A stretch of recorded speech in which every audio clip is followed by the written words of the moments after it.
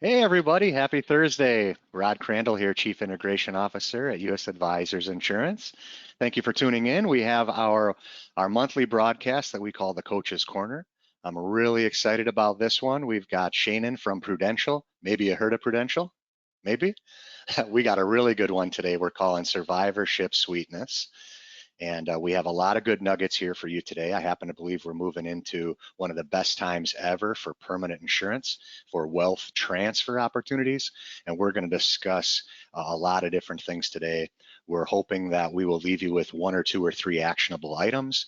And we're hoping that you will think of one, two, or three clients that we need to have a conversation with about one of these planning items that we're going to go through. So looking at what we're going to cover today from a plan standpoint, we're going to spend a lot of time on where are the opportunities for survivorship planning.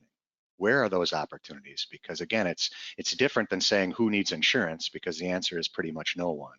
So we have to identify what a client looks like so that we can determine what kind of conversation to have with them. So we're going to spend a lot of our time on those opportunities.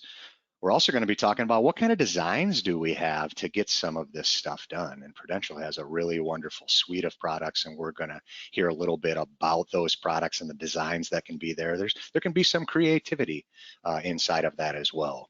And also some designs for, some younger people who might not be the traditional clients that we would utilize for this type of planning, but makes a lot of sense if we can get the younger people who are really accumulating wealth, have high dollar, high income, high net worth growth, if you will, and then we have much better health. And so we've got an idea around that as well.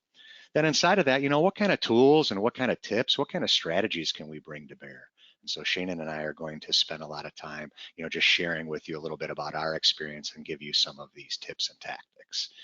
And if we have the right kind of client and we have the right kind of partner with regard to our carriers, Prudential in particular, what about our other partners, right? What about the success team that an advisor might have?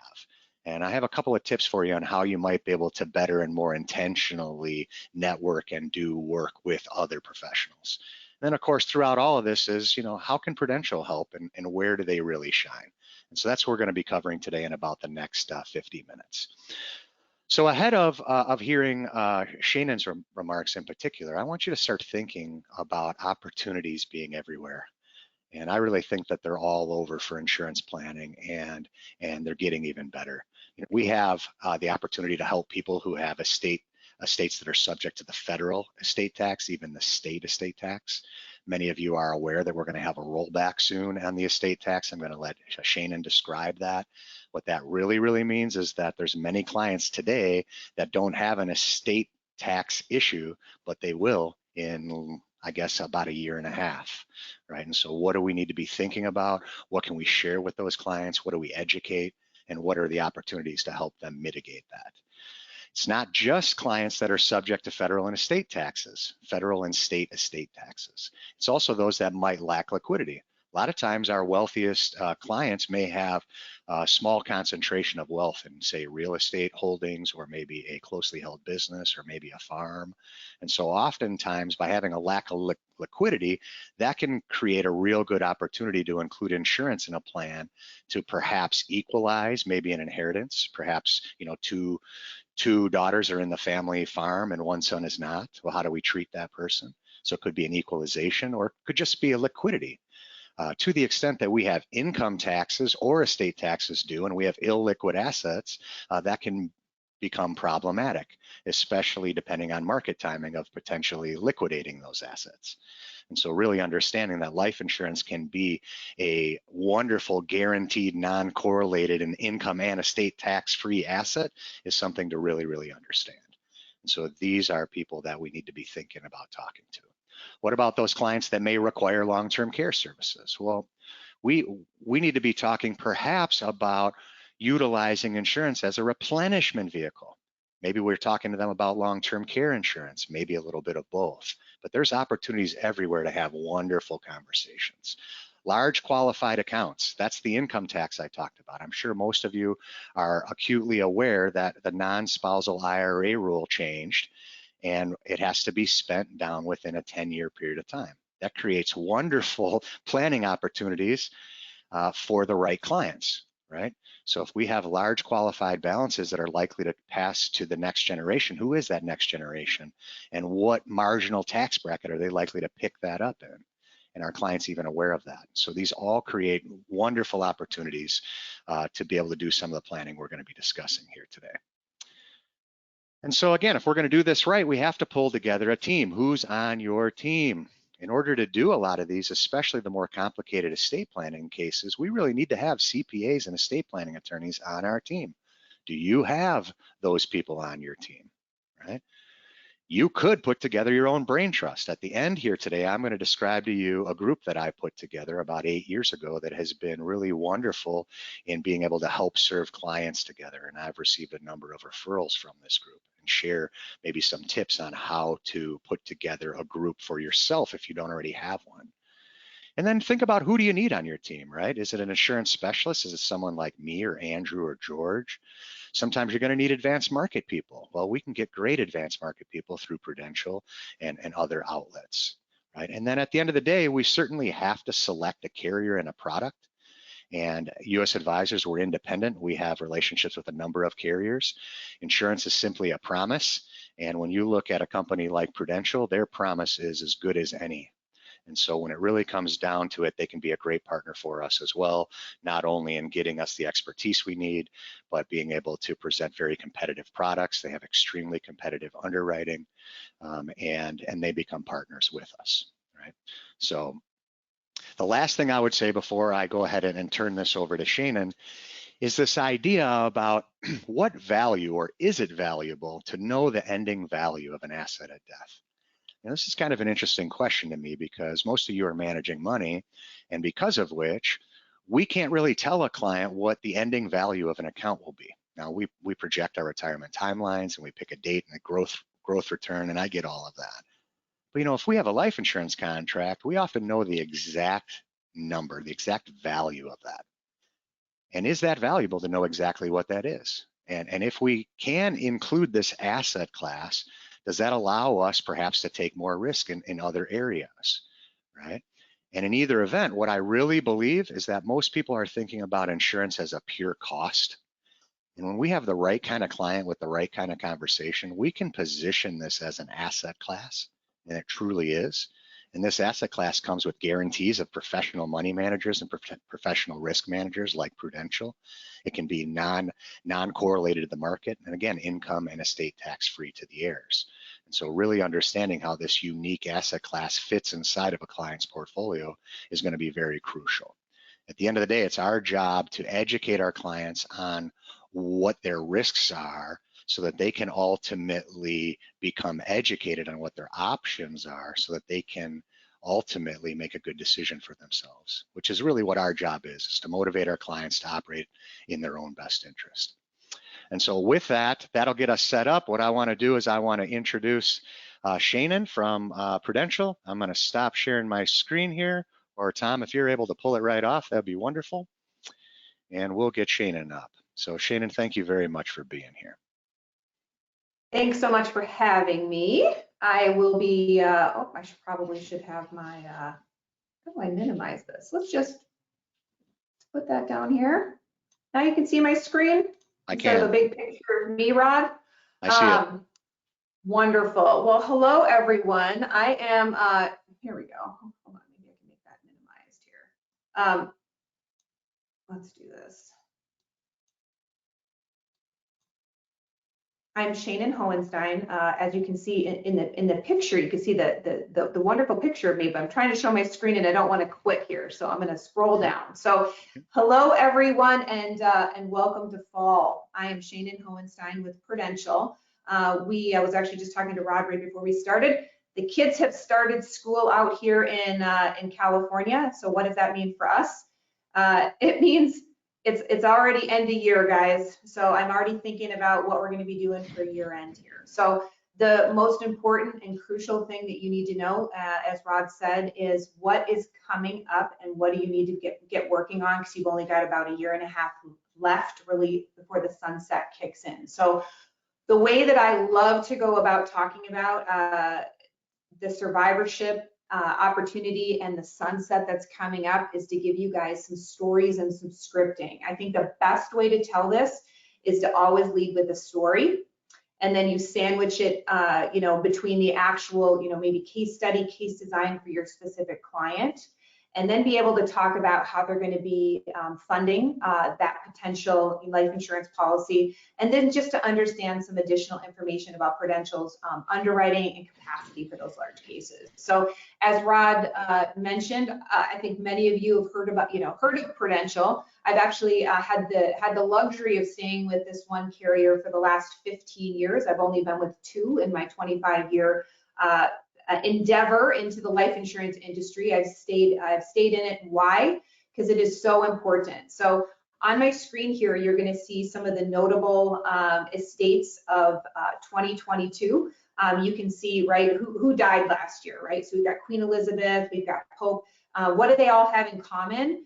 They all passed away at age 90 or older than age 90, right? So they had plenty of time for the planning.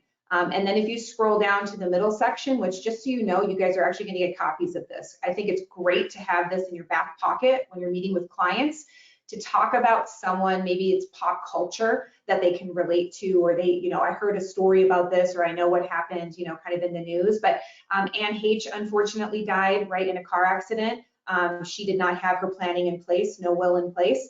Aaron Carter, which was, he was very young when he passed away. So there's a lot of great, really stories in here to be able to refer to. Bob Saget, he had at least, I think, one living trust to shield some of the assets. But why do we talk about this? Whether or not they've got a really large estate or whether they've got a smaller estate, the time to have the conversation is now. So I'm going to give you some really easy tools to talk about this. So the actual marketing that some of the pieces that I'm going to be referring to are pulled from are from Prudential's trimester marketing. So just know that this link, when we push this out to you, you do not need a login for Prudential. This would be something that you can save as a favorite. The marketing is fresh and unique every single month. Great ideas. There's webinars you can dial into. There's 10-minute Mondays if you feel like you need that motivation. What's coming, what's new. Advanced marketing is always able to give you guys some great ideas to start your week off to, just for 10-minute dial-ins. But this month, this particular topic rolled out a few months ago, but this is specifically on the sunset. Why do I love this page? You guys just scroll through. Now, if you're still doing potentially maybe some consumer meetings on Zoom, what I love about this is it actually walks you through as if you're going to be kind of talking to, whether or not you're talking to a producer or you are the producer talking to a client. This just gives you some great visuals to have that conversation with the client. So the one piece that I would refer to, or two pieces I would refer to off of this page, one is specifically about the sunset, and the second is going to be that actual design kind of in motion. So first, I'm going to start with the piece. So this piece right here, this is the piece that you should have in your back pocket. You should have this saved in your marketing, folder, or grab it off of Pru Express, or grab it from this link that I'm going to send out to you, so that you have the scripting to have that conversation. What's happening? Know enough to be dangerous, and then pull in your insurance specialist. You don't need to know everything. But I keep hearing and getting pushback. Yeah, Shannon, I don't have a lot of clients that are worth, 10 million, 20 million. They don't have these huge estates. Well, take a look at this, right? Even if they've got a $3 million estate, which I can tell you, living out here in California, many of the houses that are worth the 500,000, the million, I can tell you some of the houses that were worth $1 million have doubled in the last year and a half out here in California. Well, what does that mean? That means that net worth that you're thinking is smaller has actually increased significantly just because of the house that they might own. So pay attention. Even those smaller, $3 million estates, even at a mere 4% growth rate, could have a larger issue, right? And by the end of 2025, you don't get to go back and do it over. I can tell you that I'm hearing from, I work with, being in Southern California, lots of wealthy clients. The estate planning attorneys are starting to really back up. So getting those cases in now, whether it's informals or formals, you go, yeah, I still got a whole nother year. okay, well, you're going to be waiting for tax ID numbers to be made, for the actual planning to be done, right? For the producer that's got the time to sift through APSs and medical records and actually work on those cases. So we are talking about it now. At Prudential, I've actually been selling more seconded eyes in the last 3 years, even during COVID, than any other carrier. And now it's really taking a huge uptick. So great piece to refer to, lots of good information in here. I'm not going to run through everything. I just wanted you guys to know just a great visual piece. Next, I'm going to flip into the actual products themselves, and I'm going to concentrate on 2 specific products, our seconded eye GUL and our seconded eye IUL. So you'll see on here that we have 3. I'm not going to concentrate any of the conversation today on the seconded eye VUL. I just wanted you guys to know that it does exist, okay? So the seconded eye GUL, no, we do not have a single life product anymore. When we did away with the single life GUL, we did keep the seconded eye GUL product. That is a top seller for sure. There's a lot of, I would say, old school methodology included in that, having to have that no lapse guarantee. But you're going to pay a little extra for that guarantee. You're going to pay a little extra to actually have that policy really in place, and it depends on the funding pattern that you're using, right? Because we can't make as much money off of that product anymore, so we're going to charge you a little bit more. But I still have many people buying it. I'm working on one right now for a high profile athlete. Just wants to have it done, doesn't want to have to worry about doing something different in the future. But the product I sell the most and talk about every day, I'll be on a call with some producer today building out another one. Seconded eye IUL, right? This is going to give us some great no lapse guarantees as well as some options in that, that S&P account. Lastly, before I get to our dynamic underwriting at the end, I will showcase a lower cost seconded eye scenario where you could actually add the chronic illness rider onto that too. So flipping into the actual plan and kind of design, we call this Pru design. So this would be something that you would order to accompany the actual illustration itself, but this is a great visual to showcase. So you say, hey, Shannon, we've got a client, they're worth, you know, $40 million, $50 million, or whatever it is. Here's their ages, here's their situation. This is something that we can actually build out very specific to the client, where you can then scroll through and say, what do you think is going to happen? Here's what's happened in the past with the federal estate taxes. But what's really cool about this presentation is you actually get the state estate taxes included in that conversation and in that design. And don't for a second think that we don't have to include it. I mean, look at the exemption level for Massachusetts. So you definitely need to be talking about this and put it into the presentation. So this would be kind of the visual, whether or not you're showcasing this to your clients over the screen, or maybe showcasing it in a conference room. This is a really nice, really page to land on to show the family, this is what's going to be happening, this is where everything's going to go, this is what we're valuing your estate at. And being able to show them, here's what it's worth today, and if you don't take out the insurance, right, what's going to go to your family, or what kind of check do you get to write to the government, is really great. So that is something available upon request. This is not something that we give full access to through WinFlex or any other resource. So this is something you definitely want to lean on us for. All right, I'm going to give you some examples here. So I just did an in-person presentation for a bunch of financial advisors, and they were really excited to hear about this, because when you go to run illustrations or when you go to request them, a lot of times you're just requesting kind of the norm, right? You're like, let me get a 5-pay, or let me get an all-pay, or let me get a 10-pay. Each one of our products, especially during COVID, we were able to really dial into what is the best case design and premium design for that client situation. And why do I say that client situation? Eggs are more expensive, bread is more expensive, milk is more expensive, right? Everybody's holding on to their money. So I've had a lot of clients that haven't wanted to write out those big, gigantic checks. So what are we doing? We're giving them the opportunity to fund that policy a little bit differently. So the sweet spot for the seconded eye GUL. So if you're looking at the screen right now and you see that single life $5 million dump in, that's going to get you about $15 million, right? The 10 pay that you see off to the right-hand side, that's going to buy you, close to what, a little over $18 million. If you use our 6 pay sweet spot in the middle, and what does this mean? Well, this means they're writing out a check for, what do we have, 5 years on here for 200,000, and then potentially writing a check out for 4 million. But do they have to do that? This is a flexible premium plan. So you can actually run in-force ledgers every single year to see what they need to fund. You can see doing this specific situation, it buys them 21 million. And you're like, well, why? It's a sweet spot that we have figured out the internal rate of return, and the death benefit can actually be higher.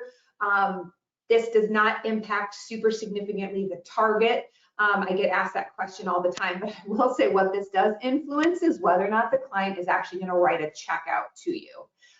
Do I want to write a check for 200,000 or 500,000? Does this make or break the actual sale? Yes. So we do have this as a presentation. I would keep this near and dear to your chest. This would not be something I walk in with and say, hey, look at this wonderful thing I can do for you. You don't have to pay anything and it's low cost. No, this is just a flexible opportunity for the client to take a look, and for that estate planning attorney that you might be working with to see. There is a way to lock in the insurance now and fund it differently than you might be used to. And then I'm going to jump over to the second to die IUL. So this product is definitely, make this a little bit smaller, definitely my my #1 seller in this neck of the woods. I've actually got a producer out here who sells about 2 or 3 policies at a time on the same clients. It's almost like a laddering technique, similar to what you would do with term insurance. So there's some very unique opportunities out there. Really, it's backup plan to a backup plan, because we're all not quite sure exactly what's going to be happening, but we do know that if we don't get this in place, we don't have the opportunity to work backwards. So this is one where you see the single pay. You're not taking as big of a hit. You're buying 22 million. And then you see that middle section is going to be that 10 pay. You're going to get about 18 million. And then you're going to see after that right-hand side, I like to call this our skip pay scenario or wait and see. So this is a 3 pay that you see after that right-hand side. This is with an option C, return of premium. We like to run that so that it bumps up the internal rate of return. There could be, you can definitely run this as fixed, or you can even do option B for accumulation. But scroll down here and see that they're skipping premiums all the way to age 83 in this scenario. What is the difference between the guarantee, you might ask, right? So on the single pay off to that left-hand side, you're going to see that that policy is guaranteed. That is at the default. So we didn't dial anything in. It's just shoving in that $5 million. We get a guarantee everywhere those carrots are located, a guarantee through age 100 in that scenario. Off to the right-hand side or middle section, you're going to see that 10 pay got us guaranteed all the way through, what, 101. And then you're going to see if you decided to do the skip pay, the no lapse guarantee is built in only to age 75, but there's a lot of people using that opportunity to say, well, maybe we're not going to need it forever. We're going to be able to run in-force ledgers later on and be able to be really flexible with that client situation. So this is just another level that I wanted to show you, that you don't need to attack that second to die policy the regular way with all pays and 10 pays. I do know that you will go many times run a spreadsheet comparing companies right side by side. Feel free to do that, but just know that we specifically have some different niches that you could use and definitely showcase. And then, as promised, I wanted to show this this scenario where you would add the benefit access rider. So the way that the benefit access rider for Prudential on our single life policies, right? So if you buy $1 million death benefit and you add a chronic illness rider, you get that full $1 million is available to use. It's dollar for dollar, right? So there's an IRS per diem, obviously, that's built into that. That is, once you go on claim, you stop paying premiums on that policy. That is also, paying for the condition, not the care, right? So you get to decide what to do. You take that same idea and put that over onto a second to die policy. People say, well, why would I want that if it's only going to be on that last life? What I love about this is that you've got two people, you're keeping that premium really low.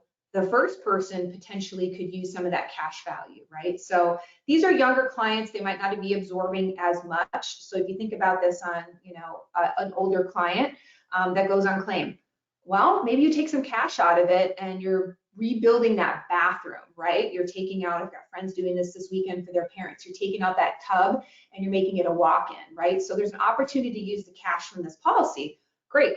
Any cash that doesn't get repaid, that just lowers the death benefit.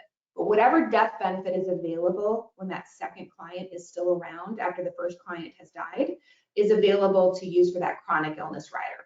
So you're getting it for $55 a month on $300,000 for two 40-year-olds. But what you're also doing is not only protecting them from a chronic illness standpoint, you're also protecting them for potential growth of an estate. So this is just giving you a scenario with younger clients, a smaller death benefit.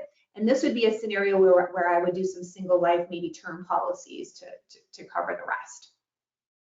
Ask me more if you have questions on this, because it is not talked about enough that this exists in the second to die world. And then lastly, our dynamic underwriting.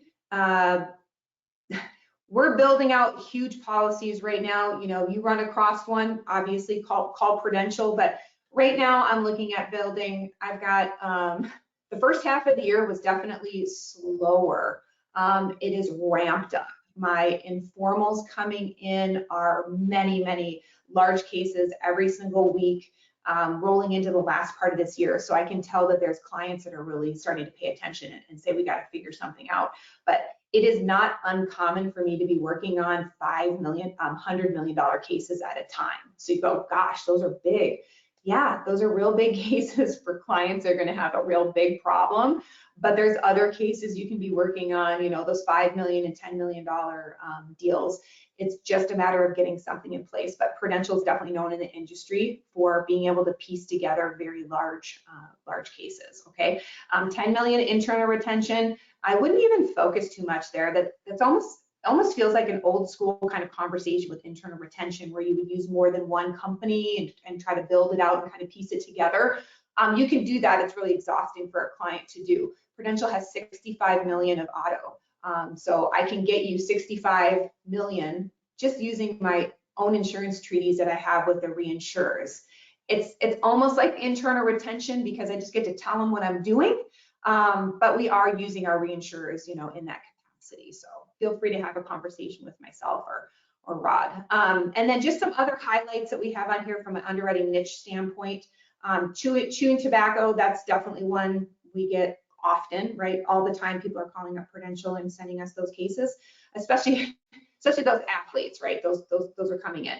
And then just know we are still seeing some cases between age 80 and 85. We did open that up, release the COVID guidelines. So if you're working on some older ages, we can take a look at those scenarios. And then we've got some great other underwriting opportunities. One that I wanted to mention here in the specialty niches, huge market for foreign nationals. So there's a huge uptick after COVID guidelines. I would say China and Mexico are the two countries that I see the most cases and the most amount of money coming over. So Prudential, the way that we underwrite for foreign national, I like it. It's really based on, where that person, resides. So if they've purchased, a home here, they're planning on not planning on leaving, they could potentially be underwritten as a U.S. resident. So just make sure that you call and have a conversation about that specific case versus just assuming underwriting on there, because ours is a little different than other carriers. And then fast track. That's it. That's the end of the line here. This is any of your cases 3 million and below, age 18 to 60. You don't even have to ask me for it. We're automatically sending those through the fast track process. 73% of preferred best cases were accelerated, and 65% of those cases were with no exam or labs. And if it's females, because I can tell you I pulled those out, females, it's 75% are going through fast track without any exam or labs to get those done. So we've got some great opportunities here, definitely at Prudential. So the second to die marketplace is hot right now for sure. Lots of opportunities there. And we've got the marketing, we've got the products to support it. And we've obviously got the strength of Pru. Everybody knows the Prudential name, so that's really helpful. So with that, Rod, is there any questions or comments? I love what you're doing at Prudential. A great partner for us. That accelerated going up to 3 million is actually a pretty big deal, and it's above probably the market in a similar way. I think one of the things that I noticed about Prudential is very good underwriting. I don't know if you find that as well, but I've always attributed that to the size of the company. Would you have any comments around that? Because I mean, clearly they're at the top as far as favorable underwriters, in my opinion. I Yeah, know you don't want so bad risks, right? I get that. yeah, so I would say being here for the last 15 years, there's definitely been some carriers that have come for Prudential in specific niches. Coming out of COVID, each carrier has kind of decided where they want to play, which has been really interesting. But we've also always had our own medical underwriting manual. So it gives us flexibility because we've got our own guides. So there are some carriers that are required to use the reinsurance manuals. We definitely look to those. We can see what others are doing. But we can be competitive because we also have the most amount of in-force cases of any carrier. So our own internal data analytics allow us to even upgrade that underwriting. I mean, our fast track process, when we rolled it out during COVID, we were like ready to go. Like we greenlit that thing, and that's been huge for us to be able to gather intel and make it even better to get the most amount of cases through fast track without touching it. Underwriters don't want to order medical records. Underwriters want to get the best offer, out the door first and get it placed, just like we all do. Makes perfect sense, right? My best friend's an actuary, and he says that people think that actuaries are supposed to predict the future. He says that's incorrect. What they're supposed to do is drive straight down the road while only looking in the rearview mirror. And so Prudential has a bunch of data in the rearview mirror. Yep. That makes a lot of sense. And so I really thank you. No, Yeah. it's wonderful. So I'll give you a few minutes when we're done, wrapped up. I want to take 10, maybe 15 minutes here to try to pull this together. Any other remarks from you, Shannon? No, I'll go on mute. Thank you. Beautiful. Thank you. Tom, I'd like to pull my screen back up if I can. Appreciate you. Yeah, so we heard really good information here. But it's a matter of what are we going to do with this, right? And so in order to have the appropriate conversation, we're going to have an intentional process, right? That's really what we're going to need. We're going to have to do this on purpose. And so that means, who are we going to talk to? I hope in the last half hour, you've jotted down a couple of people's names that you think need to have a conversation, right? So it starts with, who do we need to have a conversation with? And then it moves into, what are we going to talk to them about? You're not going to call those people, I doubt, and ask them if they want to buy some second to die insurance, because the answer to that is no, they don't even know what that is. And so I'm going to share with you a little bit about how we go about internally identifying some of these opportunities, and then how we go about talking to them. And then I'm going to wrap up with, who's on your team, and share with you a little bit about how I've built out some very meaningful relationships for myself in a center of influence that have really helped me serve clients better and helped me drive a lot more revenue to my practice. And so I want to share that with you as well. I have a belief, and you might have heard me say this before, that you really do have to touch the heart before you touch the mind. I think when you look at insurance planning, I think it's equal parts math. I mean, an insurance contract at the end of the day is math. It's math, and sometimes the math is good and sometimes the math isn't good. But people don't just buy based on math, they buy based on emotion. And so if we're going to do this right, we have to talk to the right person, we have to ask the right questions, we need to touch their heart to find out what's important to them. What I mean by that is what is important to you? We literally have to ask them that, because buying insurance is not important to them, I promise you. But something else may be. Making sure that their kids are treated equally and fairly might be important. Minimizing the tax burden to the IRS might be important. What's not going to be important to them is the insurance itself.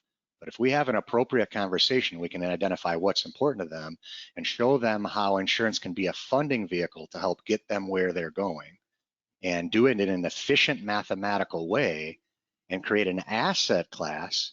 Because they're going to say, what's it going to cost me? In Shannon's example, it didn't cost those individuals $5 million.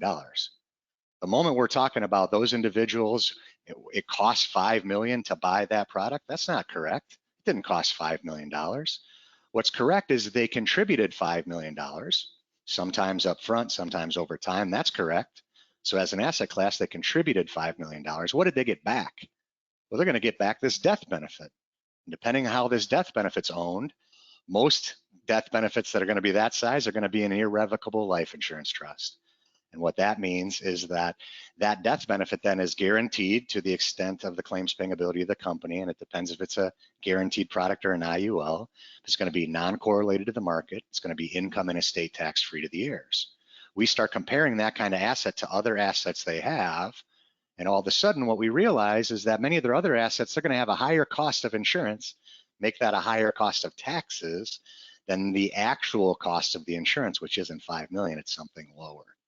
But if we don't have the right kind of conversation and put that in the right kind of context, we can't even get anywhere, which means we can't help clients in this important matter. And it also means that we can't generate significant revenue. You know, we never really talk much about commissions at US Advisors because we're so focused on clients. You do one case and you can have a six-figure income from one case, and in sometimes multiple six figures. Which also means that if you have the clients but not the confidence, maybe you could use me or somebody else who does have the recent relevant experience, and there's enough, quote, meat on the bone to be able to share some of that revenue, right? So with that, I want to share a little bit about some of those questions that are most important to me, and they're on your screen. I love these questions because it just gets it started correctly. I mean, what's important to you about your legacy? I don't know if you've ever been asked that or thought about that. You ask that, it's very open-ended, and then you just listen. What are they going to tell you? You're going to hear a lot of different things about that. Well, you know what? It's really important to me that I take care of my church. And you know what? I kind of have a son who's kind of messing up, and I'm not sure I want to leave him anything, but more importantly, I don't want to leave him something so he can mess up more. Listen, you want to hear those things. If you can help them make a plan for their son who has some issues, that's going to be very valuable to them with or without insurance. So much of this is around the plan. What's important to you about your legacy? And then how would you feel if you couldn't exercise your vision? Right? How do you feel about that? What if you get it wrong? Try to have this with both spouses. I think a lot of times we think this is a math conversation, and generically, sometimes the gentleman might be the math guy. And so we go right to the husband generically and talk about math. And he says, I don't need any insurance. What are you even talking about? And we're done. Yeah, I talked to him. He didn't want any. Let's talk to both of them. And let's not tell them that they should buy insurance. Let's ask them what's important to them, right? I think that's the key. And then I learned recently in the last couple of years, the last line, which I never use, but I love. A colleague of mine does that. You know, if these things are important to you, would you rather guess that these things will happen or would you rather know? And by the way, if you're on this call, you probably manage a lot of money. And I'm in the market and I believe in the market. And I look at my statements too. And what do my statements do? I project forward while I'm guessing. It's an educated guess. It's okay making an educated guess. But we can use some of the guarantees of insurance companies. By the way, what's an insurance company really? Are they not a professional risk manager and a professional money manager? And isn't Prudential one of the biggest professional risk managers and professional money managers on the face of the earth? Should we consider utilizing some of their non-correlated asset inside of our portfolio? We start thinking that way, we start talking that way. Now we can find opportunities and make mammoth benefits to clients and generate really large commissions doing so. Now, let me share a couple other things for you. Sometimes I lose that. Oh, here we go. Here's my identification. Okay, so we already talked a little bit generically about who you need to talk to about these types of things. We have an identification of insurance opportunities form that we use. I happen to think it's the most important piece we use. Okay. There's two particular opportunities that I think will present themselves that you ought to be thinking about. The first is what we call a qualified plan maximization.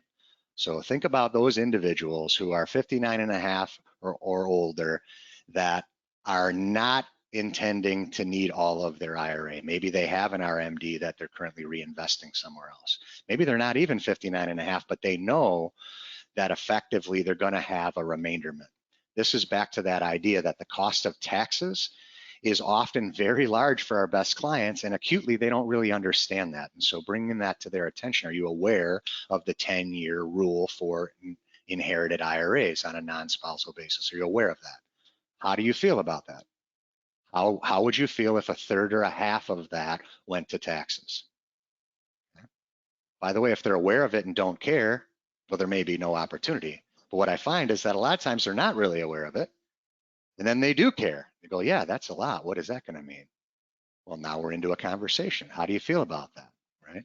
And that's where we can use insurance as a funding vehicle. It's about insurance, what it does, not necessarily what it is. What it is, we don't necessarily like, but what it does, we really do. So think about people with large qualified balances. Also, just generically, those that are going to transfer wealth don't have to be worth 10 million or 20 million to engage in this kind of conversation, right? In my estimation, if we have assets over $2 million and they want to create a lasting legacy, back to what's important to you. Well, what's important to me is I want my kids to get as much as possible, and I want the IRS to get as little as possible. Okay, what plans have you put in place for that currently? And then listen, right? This is how we get this stuff done, okay? And so if we can identify those, then again, we can have those better conversations. So I want to share that piece with you. I've created my position, or what I do every day is I partner with wealth advisors who have clients who need this type of work, but they don't have the expertise or the confidence in getting the insurance work done. So I partner with them. I've been doing that for about 16 years. And the way that I've gone about doing that is by trying to partner with specific types of professionals, primarily wealth advisors, CPAs, and estate planning attorneys. And it's not just the front of the business card that I'm after, which tells us what they do. It's the back of the business card. Because I don't just want any wealth advisor or any CPA. I want those that match my values. And so for years, I haven't used this form, but for years, I did use this. And I went out to my market and said, do you know anybody you could introduce me to that looks like this, right? I wanted a professional service advisor, right? I have a fundamental belief that our best clients need multiple specialties. I believe that. I'm abundance minded. I believe we need experts and we need specialties and we need someone coordinating it, which is why I love wealth advisors that are really financial planning experts with or without managing the money, and they're coordinating these services. Okay. So I want a wealth advisor, but not just a wealth advisor. I want one that's kind of more holistic in that way. And in addition, then I, of course, want them to be a high trusted, integral person, right? I want them to be committed to operating their best interest at all times. Now, some of these things may sound silly, but do you know any professionals that you think are not committed to operating in the best interest of the client at all times? Because I think I might know some people like that. These aren't the people I'm looking for. Those people might be looking for commission maximization strategies, for example, and I'm looking at how can I affect the client at a maximum level, right? We need to have an abundance mindset. If they don't think we're better together, we're probably not going to be a good fit for each other. I want those that are already systematically working with other professionals, right? When I started out with Northwestern Mutual, they gave us some referral training, and the first thing they said is, if you don't ask, you don't get. So just ask. Well, what happens when you ask? They go, I don't know anybody. I don't know anybody. So you go, well, don't just ask for anyone, ask for specific things. Who do you know that's really high trust? Who do you know that's already systematically working? Who do you know that's really open to learning and growing? By the way, who do you know that understands that insurance is a crucial planning part, right? I don't want to work with an estate planning attorney who doesn't have a fundamental belief in second to die coverage. That's not going to make a good partnership, right? I apologize. We've got a landscaper outside. I hope you can't hear that too much. So I would just suggest that if you're not already using something like this, you may want to consider doing so. And I actually took this and I formed what I call a business planning succession brain trust. And so I started thinking, and this was about 8 years ago, I was saying, you know what I really want to do is I really want to be able to help people that are exiting their businesses, right? Because we have a liquidity event, there's all kinds of planning items that are done there. And I started thinking, who are the individuals that aid in something like that? And can I get those individuals in a group? And I took this kind of format and I went out and I pulled together 8 different people in this group. I've got an investment banker, an estate planning attorney, a CPA, a wealth advisor, myself. I actually have a clinical psychologist, believe it or not, and a sales expert. And so these are people that are generally helping people in some way, shape, or form. I have someone called an interim CFO in this group as well. And so the easy part was to determine the slots, like what expertise do we need to be able to help around that client. The harder part was that back of the business card. Who shares our values? And so I went to my market and said, I'm looking for these types of people, and I'm looking for this type of values. We ended up with about 15 or 16 different people that thought they wanted to join the group, and we were able to, sift through and pick and choose. And now we have 8 individuals. We meet once a month. In that once a month, what we do is we share case studies about how we helped clients. We say, here's how I helped the client. And we describe that client, and then we go around and we say, okay, so you helped that client. If I was talking to that client, here are the 1, 2, or 3 things I might ask them. And by the way, here's 1 or 2 ways that I might be able to help them. And so what that's done is it's helped us facilitate a number of introductions to one another. And what it's really helped me with is get underneath this idea of, if you know anybody who needs insurance, send them to me. Because that's a losing game in my opinion, because no one ever gets sent to you because nobody ever needs insurance. And the people who are sent to you are generally uninsurable. Okay, and so I don't want to ask who needs insurance. I want to ask who is successfully exiting their business, who, a little bit more deep, going kind of a couple layers deeper. So hopefully that might be helpful for you. I actually did pull together a video for that, developing, yeah, sorry. So obviously this thing's going here. I do have a video that is one of our most viewed videos, by the way, for developing and maintaining centers of influence, and it outlines that group that I put together. So if you want any of the material that you've seen today, certainly reach out to us. So as we wrap up, if you're on this call, you're working with me, you're working with Andrew, you're working with George. Hopefully you have 1, 2, or 3 clients in mind. Please reach out to us and we can discuss those clients. We're obviously happy to help you. Right? I would ask you, if you aren't having these conversations, is anyone having these conversations with your clients? Because they're either no one's having it or somebody else is, and that somebody else is going to say, why isn't your advisor having this conversation? And without being too aggressive, sometimes you can lose AUM that way as well. So we want to do the best job for our clients by making sure that they get what they need, and then we ultimately get what we need. Our next coaching call is scheduled for September 21st. Again, that's the 3rd Thursday of every month. That's at 1 o'clock, so please tune in for that. To the extent you have any topics that you would like us to cover, please again reach out to George, Andrew, or myself, and we'd be happy to do that. So Shannon, why don't I send it back to you for any final comments before we wrap up? I'm so glad you sent it back to me, because I have 3 comments. Good. As you were talking, a couple things. I wrote it down and you said it like 3 times. If you're not asking, someone else is. And I can tell you from a Prudential standpoint, the institutional marketplace is going after the independents like heavily, right? So you're competing against folks out there that are asking on a very regular basis. Prudential has a huge, I would say at this point, close to 40% of the second-to-die market share is being sold by Prudential. So from a carrier standpoint, really we're almost number 1 in that space. But we have some diehards that want to sell Prudential, and they are going after, if you're not asking, someone else is for sure. Also, I've got 3 cases this week I'm working on where we placed business.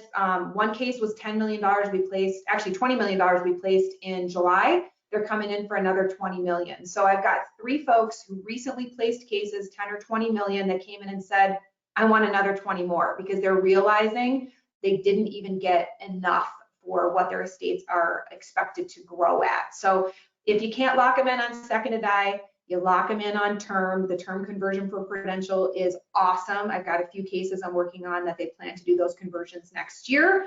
That's okay. If they don't have the liquid this year, let's lock them in. And then from a study group standpoint, I'm a big believer in study groups. I'm a big believer in networking. I just actually recently have been hosting at a golf bar. So that simulation golf where you can do the beers and you can do the, the food. It was fun because I was able to mix it up with males and females, and we were all able to do some fun things kind of in one space. So making sure that whatever you're inviting people to, that there's something for everyone, for male and female. I've been inviting centers of influence as well as some of the, GAs, marketing, producers all together, and even underwriting in the room. So I believe, Rod, as you do in those study groups and getting everybody to come together and have those conversations. So if you're not doing it, that's a great thing. So that's my 3 points I wanted to leave you with. Beautiful. Well, I appreciate that. I think all of those say that no matter what, any kind of success must be done intentionally, and especially insurance planning. You might stumble yourself into one case. That has happened before. That will happen again. Hopefully you stumble into a real big one and you call us, but you won't be able to systematically do this without some kind of plan. At US Advisors, what we really sell is the intentional integration of insurance in a wealth advisor's practice. I've personally helped over 80 wealth advisors do just that. And in any given calendar year, I do joint work with maybe around 30 advisors. So if I haven't had the opportunity to serve you, I would love that opportunity. So with that, we're wrapped up for today. Hopefully your summer has been fantastic. Maybe the kids are back or they're about to go back. It is not too late to write some strong business yet this year. So keep us in mind. I'll leave you with what we leave on our Monday morning sales meetings, which is let's be great leaders, let's help our clients, and let's drive revenue. I appreciate you all very much and have a great day.